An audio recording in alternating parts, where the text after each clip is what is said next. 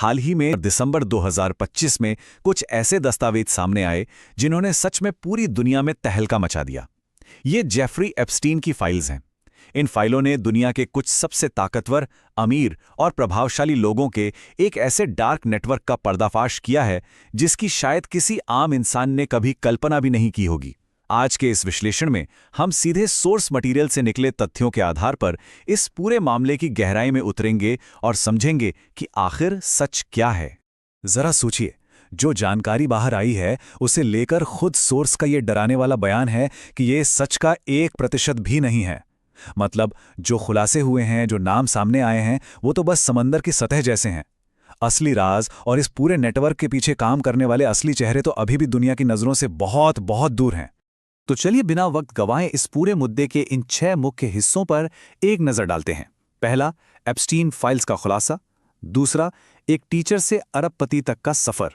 तीसरा, संगठित अपराध नेटवर्क।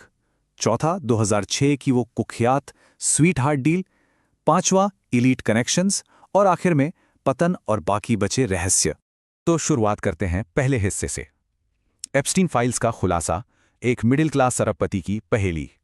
इन फाइल्स के सामने आने के बाद सबसे पहला सवाल यही उठता है कि इस पूरे स्कैंडल के सेंटर में बैठा यह आदमी आखिर था कौन। दिलचस्प बात यह है कि जेफरी एप्स्टीन कोई खानदानी रईस नहीं था। उसका जन्म ब्रुकलिन के एक बहुत ही साधारण मिडिल क्लास परिवार में हुआ था। पिता एक माली थे और माँ स्कूल में काम करती थीं। उसके पास कोई बड़ी फॉर्मल डिग्री तक नहीं थी। फिर भी इन एकदम आम और चुपचाप रहने वाली शुरुआतों के बावजूद रातों रात इतनी बेहिसाब दौलत और सत्ता तक पहुंच जाना सच में एक बहुत बड़ी पहेली है। आखिर कैसे? अब आते हैं दूसरे हिस्से पर, टीचर से अरबपति तक। कैसे उसने अपनी दौलत को एक ढाल की तरह इस्तेमाल किया। इस सफर को देखिए। बिना किसी डिग्री के 1969 में कॉलेज ड्रॉप आउट होने के बाद एप्स्टीन को मैनहट्टन के एलीट डॉर्टन स्कूल में टीचर की नौकरी मिल जाती है। जब खराब परफॉर्मेंस की वजह से उसे निकाला गया तो उसने अपने अमीर संपर्कों का फायदा उठाया और सीधे बेयर स्टर्न्स जैसी बड़ी कंपनी में एंट्री ले ली। और यहां एक बहुत साफ पैटर्न दिखता है, वो हमेशा नतीजों से बच निकलता था। बेयर स्टर्न्स पर इनसाइडर ट्रेडिंग की जांच शुरू होने ही वाली थी कि ठीक उससे पहले वो कंपनी छोड़ के निकल गया। अब इस आंकड़े पर गौर कीजिए, $40 मिलियन। 1980 के दशक के आखिर में एप्स्टीन स्टीवन हॉफनबर्ग के साथ एक बहुत बड़े पॉन्जी स्कीम में शामिल था। इन्वेस्टर्स के करोड़ों डॉलर डूब गए। लेकिन कमाल की बात देखिए, हॉफनबर्ग को इस फ्रॉड के लिए 20 साल की जेल हुई और उसका सबसे करीबी पार्टनर जेफरी एप्स्टीन बिना किसी जांच या आरोप के पूरी तरह से साफ बच निकला। उसकी दौलत का असली रास्ता ऐसे ही दागदार और अनसुलझे रास्तों से होकर गुजरता था। सोर्स मटेरियल का ये मशहूर कोट यहां बिल्कुल फिट बैठता है। हर बड़ी संपत्ति के पीछे एक अपराध होता है। 1988 में उसने जे एप्स्टीन एंड कंपनी बनाई, जो सिर्फ बहुत अमीर लोगों के लिए थी। यहीं उसकी मुलाकात विक्टोरिया सीक्रेट के फाउंडर अरबपति लेस्ली वेक्सनर से हुई। वेक्सनर ने उस पे इतना अंधा भरोसा किया कि अपनी पूरी संपत्ति का power of attorney he Epstein को दे दिया। बस यहीं से वो रातों रात अरबपति बन गया। आगे बढ़ते हैं तीसरे हिस्से की ओर, संगठित अपराध नेटवर्क, शोषण का एक पूरा ब्लूप्रिंट। ये कोई आम जुर्म नहीं था, बल्कि इंटरनेशनल लेवल पर बहुत ही चालाकी से फैलाया गया एक पूरा सिस्टम था। और इस सिस्टम की सबसे अहम कड़ी थी ये खतरनाक पार्टनरशिप। एक तरफ मिडिल क्लास बैकग्राउंड वाला एप्स्टीन था, जिसके पास अब बेतहाशा पैसा था, और दूसरी तरफ थी घिस्लेन मैक्सवेल। घिस्लेन एक बहुत ही एलीट और रसूखदार परिवार से थी, लेकिन पिता के 426 मिलियन पाउंड के फ्रॉड स्कैंडल के बाद उसका रुतबा छिन गया था।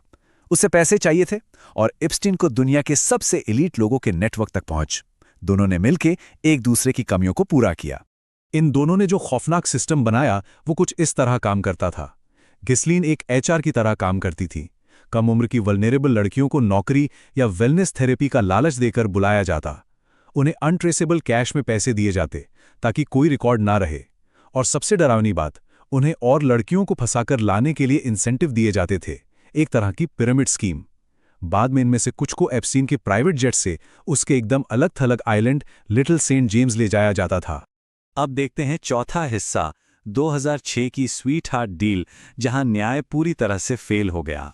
2005 में जब पहली बार शिकायत दर्ज हुई तो एफबीआई की जांच में दर्जनों पीड़ित लड़कियां सामने आईं। सबूत इतने पक्के थे कि एप्स्टीन को उम्र कैद हो सकती थी, लेकिन उसकी ताकत और महंगी लीगल टीम ने सिस्टम को ही घुमा दिया। उन्होंने चुपचाप एक नॉन प्रोसिक्यूशन एग्रीमेंट साइन कर लिया। आसान भाषा में कहें तो एप्स्टीन और उसके 4 सहयोगियों को सभी गंभीर फेडरल आरोपों से पूरी तरह इम्यूनिटी मिल गई। इसके बदले में उसने सिर्फ कुछ मामूली राज्य स्तरीय आरोपों में दोष मान लिया। सबसे शर्मनाक बात तो ये रही कि पीड़ितों और उनके परिवारों को इस डील की भनक तक नहीं लगने दी गई। ये नंबर सिर्फ 13 है, लेकिन ये कानून की पूरी बेबसी की कहानी कहता है।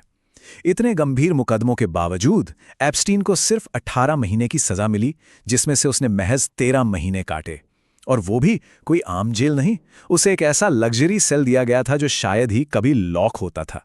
यही नहीं, उसे हफ्ते में 6 दिन रोजाना 12 घंटे बाहर जाकर काम करने की पूरी छूट मिली हुई थी। ये सजा कम और छुट्टियां ज्यादा लग रही थी। चलिए अब 5वें हिस्से पर आते हैं, एलीट कनेक्शंस, सत्ता का एक ग्लोबल चाल। अब जो बात सच में ध्यान खींचती है वो है इसका ग्लोबल पैमाना। इन दस्तावेजों में दुनिया भर की अलग अलग फील्ड्स के टॉप लोगों के नाम हैं। डोनाल्ड ट्रंप और बिल क्लिंटन जैसे राजनेता, प्रिंस एंड्रू जैसे रॉयल्स, स्टीफन हॉकिंग और बिल गेट्स जैसे टेक दिग्गज। इसके अलावा कई भारतीय हस्तियों के नाम भी फाइल्स में मिले हैं, जैसे दीपक चोपड़ा, अनिल अंबानी, प्रधानमंत्री नरेंद्र मोदी, अनुराग कश्यप, नंदिता दास और मीरा नायर। लेकिन यहाँ एक बहुत ही जरूरी कॉन्टेक्स्ट समझना होगा। दस्तावेजों में नाम होने का मतलब ये बिल्कुल नहीं है कि ये सभी लोग किसी अपराध में शामिल थे। सोर्स बिल्कुल स्पष्ट करता है कि इनमें से कोई भी कानूनी रूप से किसी अपराध का दोषी साबित नहीं हुआ है। ट्रंप का एप्स्टीन के जेट में सफर करना हो, क्लिंटन का नाम आना हो या फिर भारतीय हस्तियों का ईमेल्स और इवेंट्स में जिक्र होना, ये सिर्फ संपर्क या यात्रा का प्रमाण है। इन नामों का आना बस ये दिखाता है कि एप्स्टीन का नेटवर्क और उसकी पहुंच कितनी ऊंचाइयों तक फैली हुई थी। और अब आखिरी हिस्सा, पतन और बाकी रहस्य। जब इस अछूते साम्राज्य का अंत हुआ, इतना ताकतवर और अछूता साम्राज्य आखिर कैसे ताश के पत्तों की तरह बिखर गया? 2015 में वर्जीनिया रॉबर्ट्स जैसी पीड़ितों ने हिम्मत दिखाई और आवाज उठाई। फिर 2018 में मियामी हेराल्ड की इन्वेस्टिगेटिव जर्नलिज्म ने सारे राज बेनकाब कर दिए। इसका नतीजा ये हुआ कि जुलाई 2019 में एप्स्टीन को फिर से गिरफ्तार कर लिया गया। लेकिन कहानी में सबसे बड़ा मोड़ तब आया जब अगस्त 2019 में एप्स्टीन अपनी मैनहट्टन जेल की कोठरी में रहस्यमयी हालत में मृत पाया गया। आधिकारिक तौर पर इसे सुसाइड कहा गया, लेकिन आज भी ये बहस जारी है कि कहीं सच्चाई छिपाने के लिए उसे रास्ते से तो नहीं हटा दिया गया। जहां एप्स्टीन मौत के जरिए एक तरह से कानून से बच निकला, वहीं घिस्लीन मैक्सवेल नहीं बच पाई। 2022 में एक लंबे ट्रायल के बाद उसे सह षड्यंत्रकारी के रूप में दोषी ठहराया गया और पूरे 20 साल की जेल की सजा सुनाई गई। तो आज हम कहाँ खड़े हैं? आज की स्थिति ये है कि अमेरिकी न्याय विभाग को इन फाइलों को जारी करने में देरी करने और उन्हें बड़े पैमाने पर सेंसर करने के लिए भारी आलोचना झेलनी पड़ रही है। आम जनता आज भी इस पूरे क्रिमिनल नेटवर्क की पूरी गहराई जानने से वंचित है। और सबसे बड़ी बात, वो पीड़ित आज भी पूरी पारदर्शिता, जवाबदेही और न्याय की राह देख रहे हैं। तो इस पूरे विश्लेषण के बाद एक बहुत बड़ा सवाल जहन में आता है, क्या दुनिया कभी इन अपराधों का असली पैमाना जान पाएगी, या फिर इन दस्तावेजों में छिपे हुए राज और लोग इतने ताकतवर हैं कि उन्हें हमेशा के लिए यूं ही दबा दिया जाएगा? ये एक ऐसा सवाल है जो हमें इस पूरे सिस्टम और न्याय व्यवस्था पर गहराई से सोचने के लिए मजबूर कर देता है।